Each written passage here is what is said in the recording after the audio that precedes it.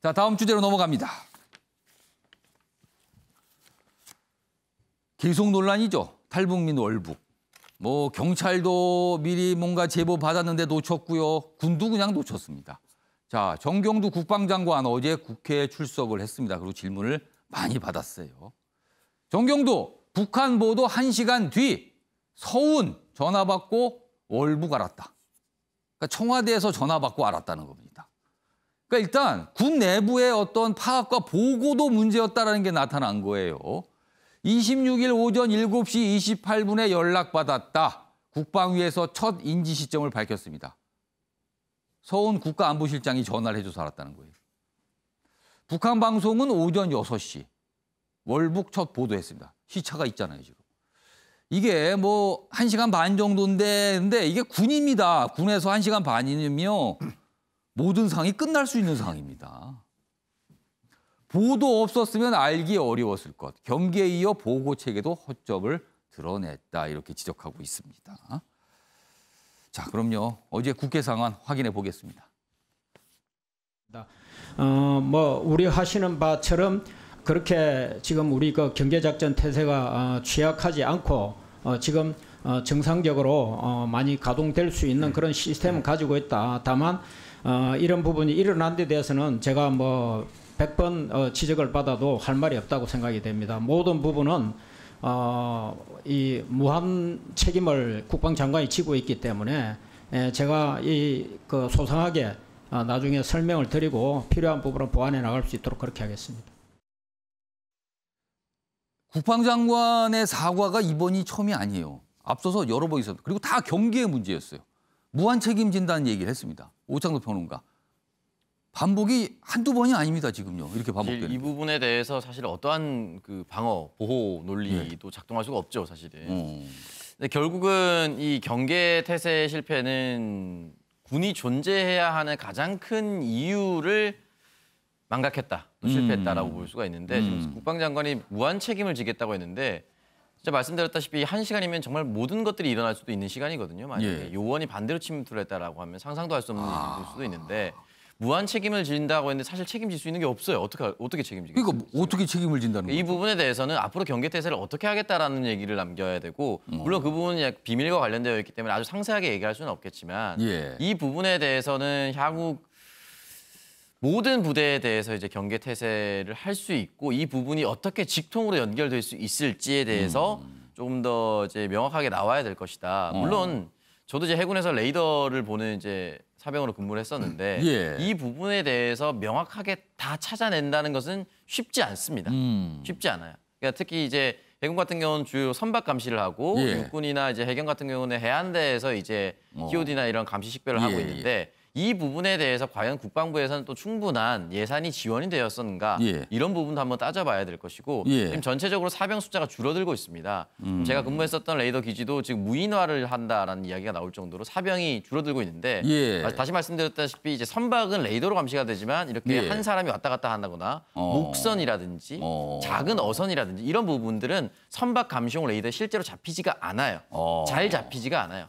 제가 했었던 레이더도 역시나 10톤급이 훨씬 더 넘어야 되는데 이 목선은 10톤이라고 하기엔 너무 적은. 그럼 레이더가 그냥 점으로 나타납니까, 그러면? 아예 안 보여요. 안 보입니까? 사람은 보이지가 않아요. 그럼 그것도 문제 아닙니까, 그러면? 이 부분을 해안 경계에 태세하는 TOD라든지 그러니까 육군이나 해경 측에서 이제 충분히 감시를 할 수가 있는데 사병 숫자가 줄어들면 이걸 어떻게 또 감시하고 방어할 것인가에 대한 이런 전환의 문제점이 지금 현재 있는 겁니다. 그렇기 때문에 이런 부분에 대해서 좀 더 소상히 밝히고 어떻게 경계 강화를 하겠다. 이 정도 얘기가 나와야 됩니다. 자, 어떻게 보면 뭐 실수 이렇게 하죠. 근데 실수가 반복되면요. 실력이 된다. 흔히 이렇게 얘기하죠. 지금 실력을 강하게 의심받고 있습니다. 지금요. 자, 이와 관련된 기사 하나 더 있습니다. 보시죠. 오늘 뭐 중앙일보에서 나온 기사인데요. 이게 될지 모르겠습니다.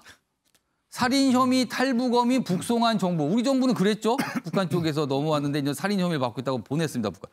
자, 지금 월북한 탈북민 김모 씨로 알려져 있죠. 성폭행 혐의 받고 있습니다. 구속영장까지 나왔잖아요. 이 성폭행 혐의 월북자엔 송환 요구 검토 안 한다. 그러니까 뭐가 안 맞는 거 아니야? 송환해야 되는 거 아니야? 뭐 이런 얘기예요.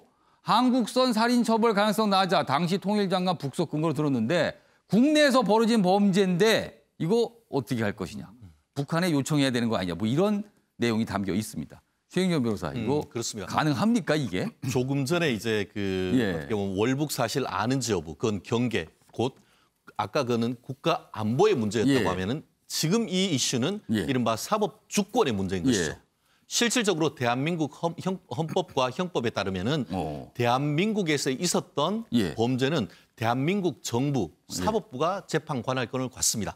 그런데 지난 작년에 있어서 지금 그림에도 나옵니다만 이 목선을 타고 탈북민 2명이 있었는데 북한에서는 거기에서 10여 명을 어떻게 보면 흉악한 범죄를 벌이고 했다고 송환을 요청을 했고 실제로 그냥 보내버렸습니다.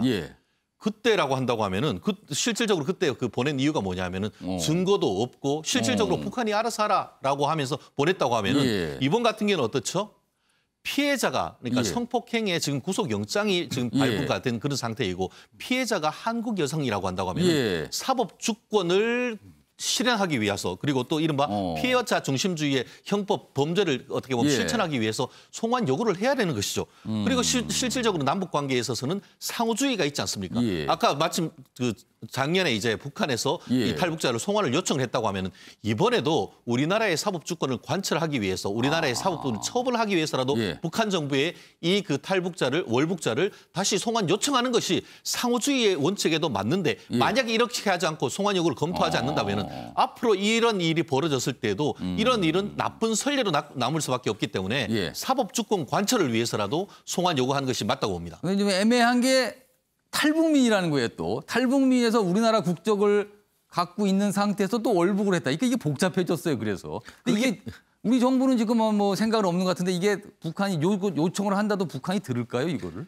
결국 그렇기 때문에 설령 북한이 들어주지 않는다 하더라도 우리는 우리의 요청하는 것을 마땅히 해야 되는 것이죠. 만약에 북한에서 예컨대 우리 DMZ에서 북한에서 이렇게 총격을 했다고 하면 우리가 대응 차원에서 그대로 하지 않습니까? 그렇다면 북한이 응하지 않는다 하더라도 우리는 요청하는 것이 맞다고 봅니다. 일단 뭔가는 해야 된다. 네네. 그래야 뭔가 남겨야 된다. 이런 말씀이시네요. 자, 오늘 아침에 매일경제의 마지막 기사가 될 것 같습니다. 다음 보시죠. 길어진 장마, 뱀이 서울 도심까지 왔다. 이게 무슨 얘기입니까? 여기 무슨 뱀 사진까지 있어요, 지금.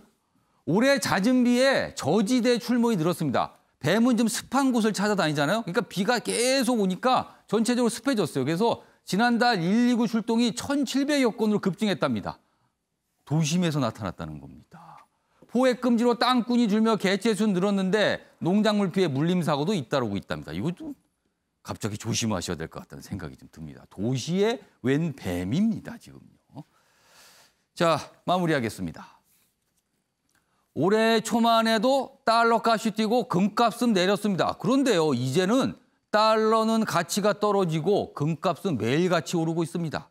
경제가 불안하니까 안전한 것을 찾아서 돈이 몰려다니기 때문이라는 설명이 나오고 있습니다. 이 어리둥절하고 불안한 상황, 그 끝은 언제쯤 볼 수 있을까요? 시청해 주신 여러분 고맙습니다.